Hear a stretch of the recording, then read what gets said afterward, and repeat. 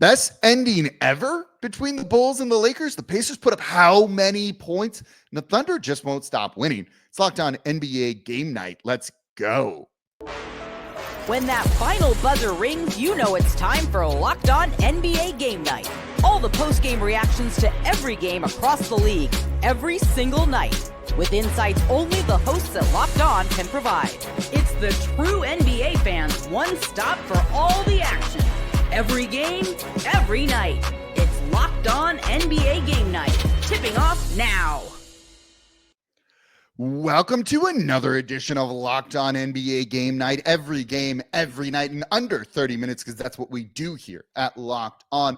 On Fridays, I'm your usual co-host after missing 2 weeks, Jake Madison, at NOLA Jake on Twitter, and the host of the Locked On Pelicans podcast. And I'm John Karalis, at John_Karalis on Twitter, host of the Locked On Celtics podcast. Is it weird not having Koo on here? Yeah, man. I was gonna say, no, yeah, it's he's been great. He's been great. We've been playing his game, drinking the Kool-Aid. So you know, it's not real or fake, but it's been fun.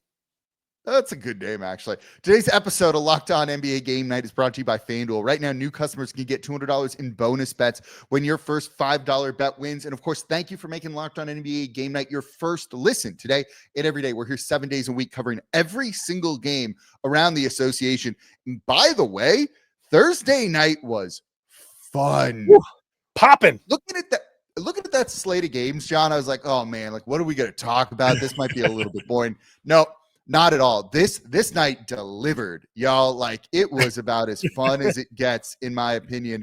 And we're going to start with the Lakers and the Bulls in what was just an absolutely epic ending to the Bulls beating the Lakers 119-117. Let's set the scene for you here. Bulls down 115-110. Patrick Williams hits a three on a quick inbound pass. After making that, LeBron immediately turns the ball over, just trying to inbound it. Josh Giddey steals the ball, passes it to Coby White, who hits a three with 6 seconds left. Lakers call a timeout. They inbound the ball. Austin Reeves gets a layup with 3 seconds left to go up 117-116 for the Lakers.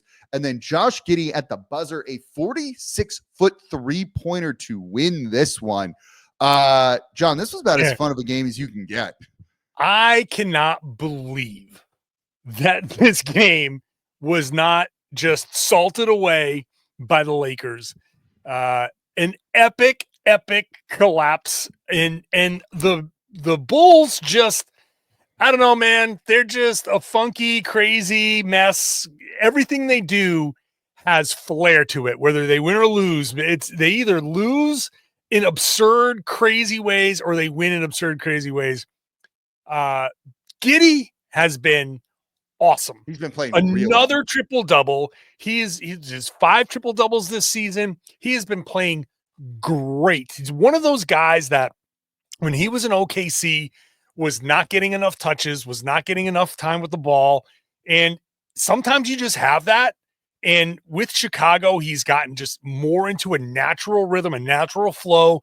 He has more time with the ball. And this is the result. It's one of those deals that's worked out for both sides, but yeah, that it's been a great season for him. Coby White's playing great, and that finish. Coby White, don't forget about him either, right? Like, if Player you look of the week. At his last, yeah, I know. If you look at it, he had 26 in this one, 37, 36, 35, 24, 26 over his last 6 games. Like, he's playing exceptionally good basketball right now.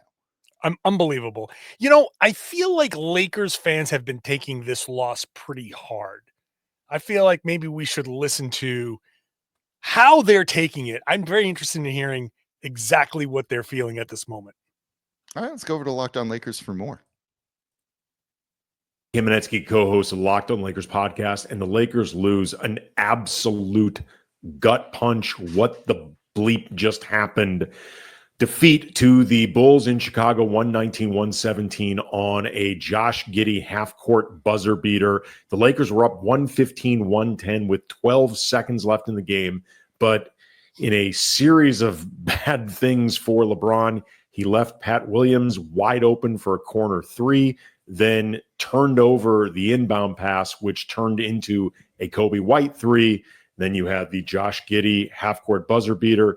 this absolute collapse undid a lot of great work by the Lakers, overcoming an early double-digit deficit, and just takes a lot of wind out of their sails heading into Memphis on Saturday. For more Lakers coverage, make sure you are watching Locked On Lakers on YouTube and listening wherever you get your podcasts.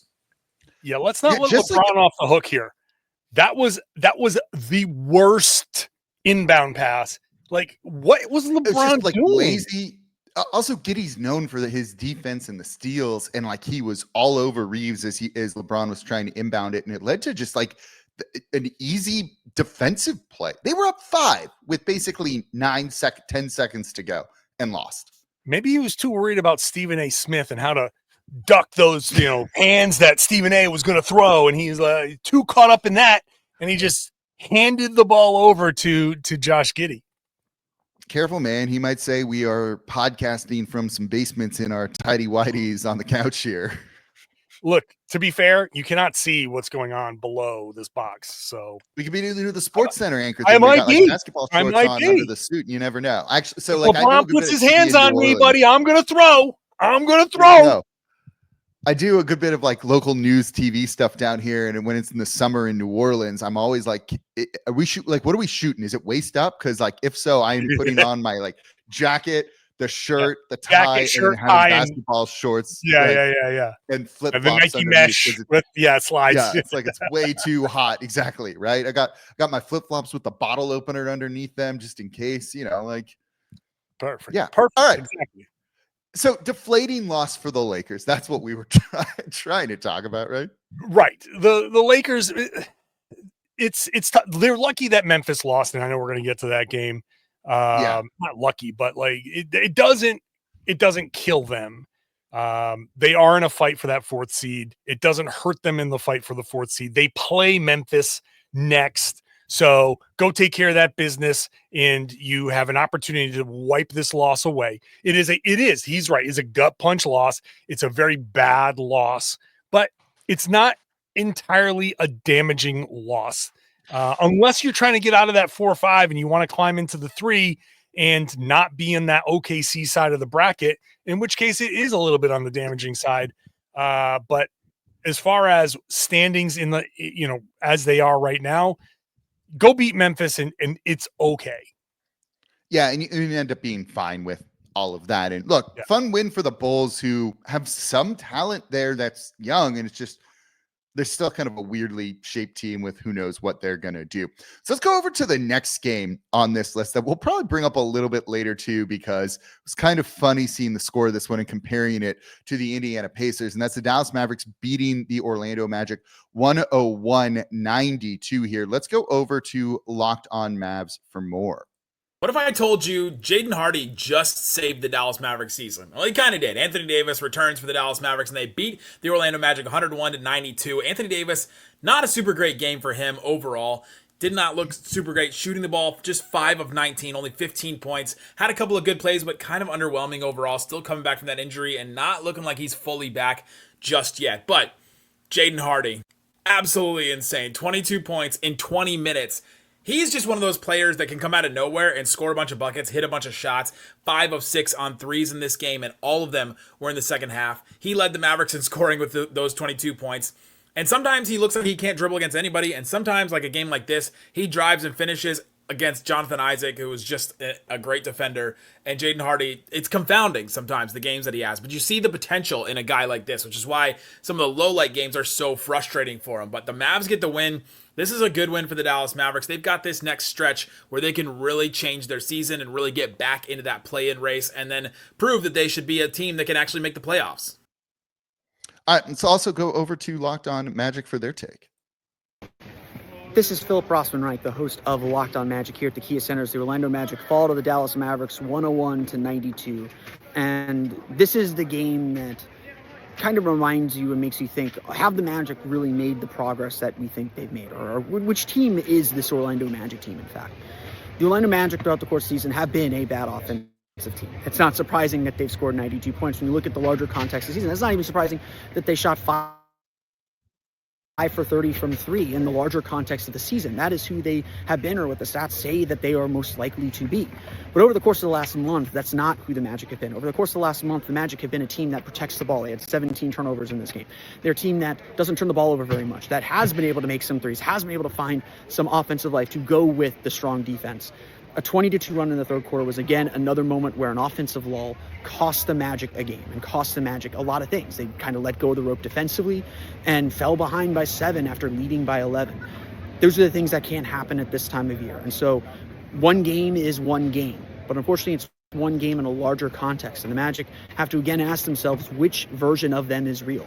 The team that looked unbeatable in the last 3 games, or looked very strong in the last 3 games and really over the last month, or the team that they have appeared to be throughout the course of this season, a team that struggles to score. Yeah, they struggled to score in this one, and it wasn't particularly pretty. You know, a team that didn't struggle to score in this one was the Indiana Pacers. Y'all, if you did not see the final score of that game, we got something special for you coming up here on Locked On NBA Game Night next. Today's episode of Locked On NBA Game Night is brought to you by FanDuel. March Madness is here, and FanDuel is giving you the chance to get in on the action like never before. Right now, new customers can get $200 in bonus bets when your first $5 bet wins. That's $200 extra bucks to use on everything from buzzer beaters, maybe not to Cinderella stories in this tournament, but to who's cutting down the nets. So whether you took Duke over Arizona or the big Alabama win, whether it's the favorites, the underdogs, FanDuel makes it easy to back them with spreads, totals, and game props. And with tournament games basically happening every single day, there's always something exciting to bet on. And the FanDuel app is super simple to use. And when you win, you get paid instantly, no waiting around. So visit FanDuel.com and get in on the college hoops action all tournament long. That is FanDuel, where again, new customers can get $200 in bonus bets when your first $5 bet wins. And thank you for making Locked On NBA Game Night your first listen today and every day. We're here Monday through Sunday, Monday through Monday, 7 days a week, covering every single game across the association. Beyond just listening, we got Locked On newsletters for your favorite teams as well, whether it's Locked On Celtics, Locked On Pelicans. Just go to Locked On Daily. It's one stop for your favorite team and league coverage, all delivered to your inbox every single morning. Go over to LockedOnDaily.com. All right, John. I wanted to lead with this game, but the ending against the Bulls was just so insane. We had to talk about it. That too. Yeah, I know. Ooh, that was good. You're a pro here. That's the Indiana Pacers beating the Washington Wizards. Yo, get this score: 162 to 109. That is a video game. That is a 2K score right there. Like, what the heck? Let's go to Tony East of Locked On Pacers for more on this one, because this, Tony. Yes, please. What are these numbers? I am reading and looking at 162 points for the Indiana Pacers as they just absolutely crush the Washington Wizards. Pacers hold the ball and don't even take a shot, take shot clock violations for 2 minutes to close out the game. They made 27 threes. That's more than the Pacers have ever made in a single game. 162 points, their NBA franchise record. They were rolling on offense. 48 assists, the second best number they've ever had. The poor Wizards stood no chance. Tyrese Haliburt was phenomenal with 29 points, leading the way, setting the tone with hot shooting early. The Pacers just cut the Wizards to death. They couldn't be stopped all night. Everybody who played scored. James Johnson, the only active player who didn't score, he didn't even play. It was a dominant, memorable offensive night for the Pacers. So many records, and the poor Wizards, their fans booing, not because the Wizards couldn't stop them, but because the Pacers stopped scoring. More to come on Locked On Pacers.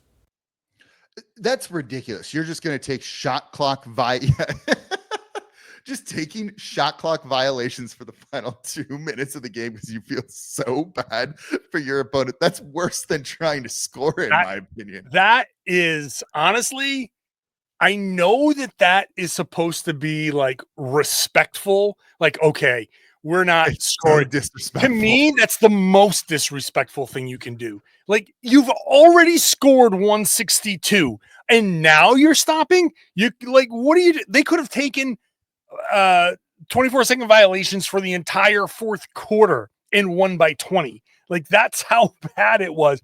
Just play it out. Stop with that whole fake disrespect thing. Like 2 minutes worth of shot clock violations to me is a little over the top. Just go score 180. Do it. 48 assists. 48 That's a big assists number. for the Pacers That's in a this big one. number. Look, What's more they are a impressive, team, 48 assists or 27 3-pointers?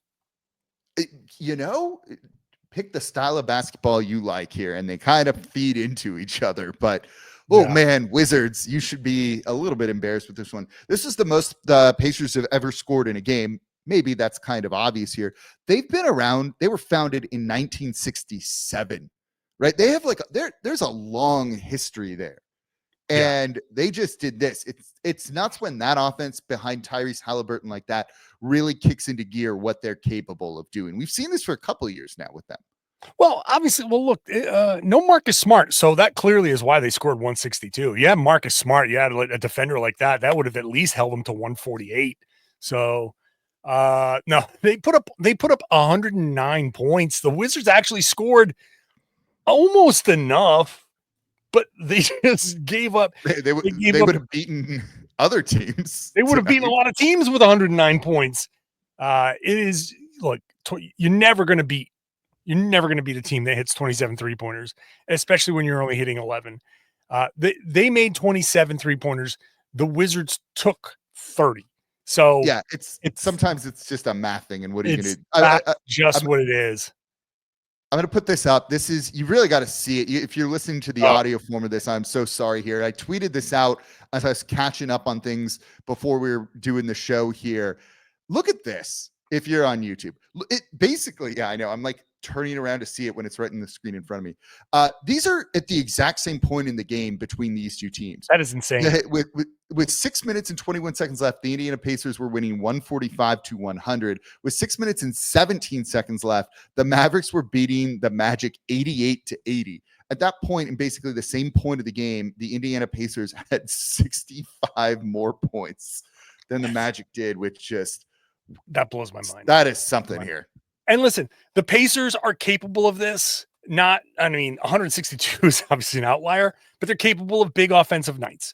And I, again, as the Celtics guy, will say that even though the Celtics swept the Pacers last year in the playoffs, it was their hardest series. All 4 of those games could have gone either way. And it's the one team that in the East, even more than the Cavs, that I do not want to see, because at least I can give you a game plan on facing the Cavs, and it either works or the Cavs beat it, and that's fine. But I can't give you a game plan for guarding the Pacers. I cannot give you an idea of how it goes. It's a Cavs-Celtics series is going to be talent and execution and who plays the best defense and who takes advantage of the mismatches. And that's how that series will go. It'll be a great series if it gets there, and talent and execution will win out. For the Pacers, this is the absurdity of a fast-paced, high-volume shooting, unpredictable team. It is the one team that nobody should want to play in the playoffs, because even though they don't have the same level of talent and they will probably lose, they probably won't get past the second round, but no one wants to play a team like this because they are so annoying. They're so difficult to beat. Every one of the games that they're going to play is going to be very, very difficult. And if the Celtics face them, the Celtics won't win a single game in that series by double digits. It'll be a tough, tough fight. And like that, it's not that I fear the Pacers in a sense that the Celtics would lose. I just think it would be an incredibly difficult series because of this style of play. Look, that's why sometimes they're one of the most fun teams to watch, because it's literally like all gas, no breaks, and you get something like this. Let's move on to the Oklahoma City Thunder beating the Memphis Grizzlies 125-104. Let's go over to Locked On Grizzlies for their take on this one. It really was a better performance for the Memphis Grizzlies, at least for the first 3 quarters of their game on Thursday night against the Oklahoma City Thunder. They competed well, were within a possession going into the final frame, and then the wheels fell off. I'm Joe Mullinax of Locked On Grizzlies, and I mean it when I say the Grizzlies looked the part of potential playoff competitor to the Oklahoma City Thunder in this contest for the first 36 minutes of the game. Then the fourth quarter happened. Desmond Bane had perhaps one of his worst offensive games of his career. A miserable shooting night from the floor for Dez. Jaren scored some points. Jaren Jackson Jr. got some things done for Memphis. Scottie Pippen Jr. had a really strong outing. But what has been the story all season long when the Grizzlies have lost games? Turnovers. I've talked about it here, there, and everywhere. The Memphis Grizzlies turn the ball over too often, and the Oklahoma City Thunder are far too good. They took advantage and got the win. So no John Morant for the Grizzlies in this one. Shai Gilgeous-Alexander with 37 points. Yeah, he's still pretty good, I would say. Still good. The Thunder now have 17 15-0 runs this season to lead the league by a fair margin. And it was a 17-0 run that turned a tight game into kind of a, blowout final score. It was tight, and all of a sudden, like Joe was saying, like the turnovers, and like bad turnovers, and that's how the Thunder do it. They pile it up. They're physical. I've seen it against the Celtics. They go on their big runs. Lou Dort just walks into a pass lane, gets a steal, gets it to Hartenstein for a dunk. They just do it over and over and over again. And you're like, okay, we're in this. Oh, nope, we're out of it. Forget it. And then you start taking your shot clock violations. It's the spurtability of the OKC Thunder. It's elite. Their defense is so good, so physical that they can go on one of these runs just in a blink.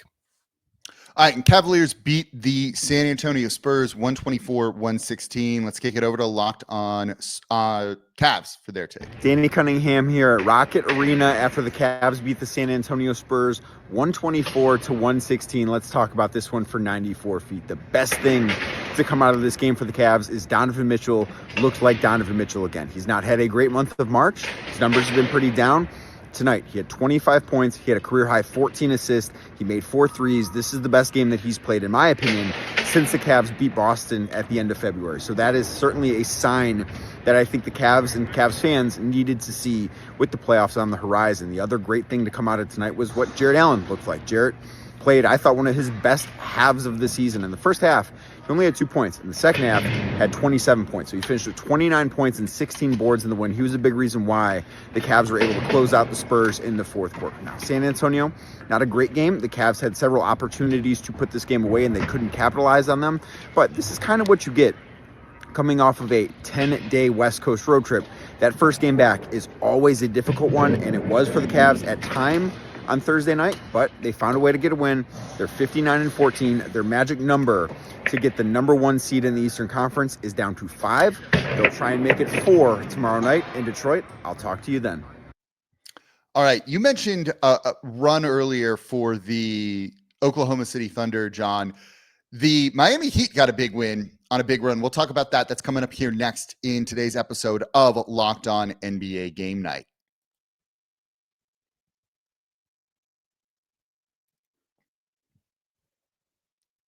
And thank you for making Locked On NBA Game Night your first listen today and every day. We're here Monday through Sunday, breaking down everything you want to know about the association, covering every single game and playoff game this season here, all in under 30 minutes or less. And for your second listen, go check out your favorite team's show, or maybe scout a future opponent here, as we talked a little bit about not draft seeding. I'm thinking about draft seeding, playoff seeding here. Who might your favorite team be playing? Start listening to that Locked On show right now. So for John's fans here, Celtics fans, you got to look at some of those teams. I think that should be your second listen today. All right, let's recap the final 3 games left here on what was a pretty fun Thursday night. And let's start with the Miami Heat beating the Atlanta Hawks 122-112. Let's go over to Locked On Heat for their take. The Miami Heat have won 3 games in a row after losing 10 straight games. They have beat the Hornets, they beat the Warriors, and then tonight they beat the Atlanta Hawks. Large part thanks to Tyler Hero, 36 points in this one, and he did it mostly on 2-pointers.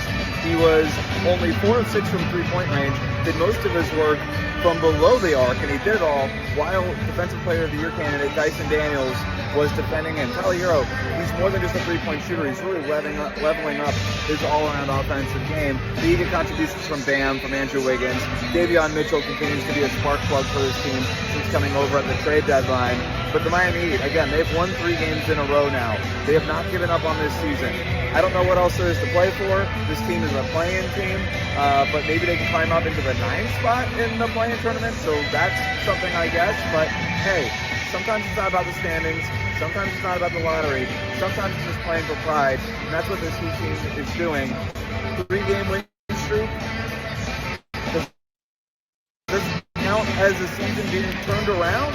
All things considered, we're going to discuss that a lot more. Wes Goldberg from Lockdown. I do not call it turning the season around when you're in the same seeding as they are currently. Yeah. My biggest takeaway from that video is I'm glad that the Miami Heat finally got a good scoreboard.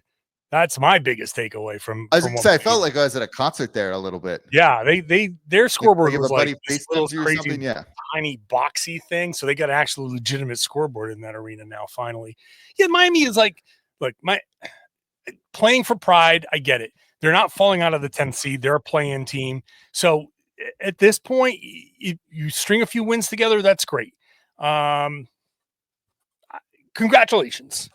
Yay. Yeah, look, they had a 33-2 run in this one, which really kind of busted it open for them and allowed them to get this victory. You heard Wes mentioning Tyler Hero, 36 points for him on the night. After the game, you heard Eric Spoelstra say, I wasn't really calling plays for him. That was just him working off ball and trying to make things happen. So really nice night for him, I thought. All right, let's keep moving on. 2 more games that we have got to cover here. And that's the Houston Rockets beating the Utah Jazz and whoever is playing for them, 121-110. Let's go over to Locked On Rockets first. It's beat the Utah Jazz 121-110. What's up? This is Jackson Gatlin, host of Locked On Rockets, and just a good solid win for a Rockets team trying to maintain their hold over the 2 seed in the Western Conference. 7 different guys scoring in double figures, led by Alperen Şengün, who posted 33 points and 10 rebounds. Also went 11 of 13 at the charity stripe. That's always good to see him knocking down his free throws. Amin Thompson made his return to the Rockets lineup after missing last game with some ankle soreness. He posted 15, 10, and 5 in 28 minutes. And this was basically a wire-to-wire win for the Rockets. There was a point late in this game, about 3.5 minutes to go. Colin Sexton hit a 3 to make it a 1-possession game, but the Rockets ripped off a 6-0 run to give themselves some breathing room, led by Amin Thompson, as they were able to kind of coast to the finish line. And look, doesn't get any easier for the Rockets. They have an absolute gauntlet the rest of the season. They play the Lakers twice, they play the Thunder, they play the Warriors, they play the Clippers, and they finish things off against the Denver Nuggets. So they get the Jazz one more time, and that's one more easy game on the schedule. But this win was important because they need as much separation as they can get between them and the rest of the bloodbath that is the Western Conference. And let's go over to Locked On Jazz for their take. The Houston Rockets came to Utah having won 10 of their last 11, a dominant offensive rebounding team, garnering 36% of their offensive rebounds that fuels their offense that can't shoot straight. And very much that's the story of the night of why the Rockets beat the Utah Jazz 121-110. And from a Houston perspective, they lived off 18 offensive rebounds. But from a Jazz perspective, this was a much better performance than we've seen out of the Jazz recently. Their second half in the last 2 games, they had been blitzed by 74 points in their last 3 games. Tonight, they stayed with the Rockets getting into clutch time. Isaiah Collier showed massive growth, 16 points on the night to go along with 5 assists, shooting 7 of 12, driving to the basket, playing with his body, using his force. Kyle Filipowski finished the night for the Jazz instead of Walker Kessler, playing much more intense defensive battle, went 5 of 10 from the field for 16 points. And Bryce Sensabaugh is now the number 1 3-point shooter in the NBA since All-Star break after he went 4 of 4 from 3 tonight. Check that, 5 of 5 from 3 for Bryce, the NBA's number 1 3-point shooter since the All-Star break. Now, he mentioned a number of names there of players who played well for the Utah Jazz. He did not mention Larry Markkinen. He did not mention Colin Sexton. He did not mention Jordan Clarkson or John Collins, because the Utah Jazz are taken about as egregiously as I think any team I have ever seen. I mean, the fine's got to be coming, right? The NBA's got to be like, hey, you can't be sitting all these guys. So right? Bad. It's right. so bad. Man. It is so just, yes, it is egregious. But from the Rockets' perspective, this is a big win. Just in that seeding. Honestly, all the Rockets need to do, they're playing the Lakers. They just need to beat the Lakers once. Even if they lose one of those games, they are 3.5 games ahead of Los Angeles now with 10 games to go. You beat the Lakers once and gain that one full game, you can afford to lose that next one. You beat the Jazz, and then you just float, and you can stay in that top 3 and stay on the Thunder side of the bracket. That's going to be the important thing for the Rockets. They may finish second, they may fall to third, but either way, first of all, what an amazing run this season has been for the Rockets. Yeah, and second really of all, impressive. They get to, I don't know where the favorable matchups lie in the West. It's all, everything's going to be kind of a gauntlet in the Western Conference, but at least avoiding the Thunder until as far as you possibly can go, that's important. So this is, all of these wins matter, and one win against the Lakers, that does the trick. Yep, I think you said that. Well, final game, and that does also have some seeding implications or play-in tournament implications and all of that, and that is the Sacramento Kings beating the Portland Trailblazers 128-107. Real or fake, John? Big win for the Kings. I had to throw one in there somehow. Yes, real, because they get to maintain their edge over the Dallas Mavericks. Dallas had, won their game. So you keep that one game lead in the loss column. And look, anytime you can hold on to something, it's been, up and down for the Kings lately, mostly down. So they need these if they're going to maintain position, especially after the Phoenix Suns lost to the Celtics the other day. Now you got a 1-game lead over the Suns. So all of these wins are big. They matter. And, you keep that lead, you keep your playoff hopes alive. You fall into that never know category heading into the play-in tournament. All right. That's 8 games in under 30 minutes. We crushed it here, John. On Fridays, that's going to do it. I should probably mention the show. Yeah, the show's over. Locked On NBA Game Night, part of the Locked On Podcast Network, your team every day. On Fridays, I'm your co-host, Jake Madison, at Nola Jake on Twitter, and the host of the Locked On Pelicans podcast. And I'm John Karalis, at John __ Karalis on Twitter, host of the Locked On Celtics podcast. Don't forget, subscribe to your favorite Locked On show. Don't forget the newsletters over at LockedOnDaily.com, and 162 points. My goodness. Goodbye.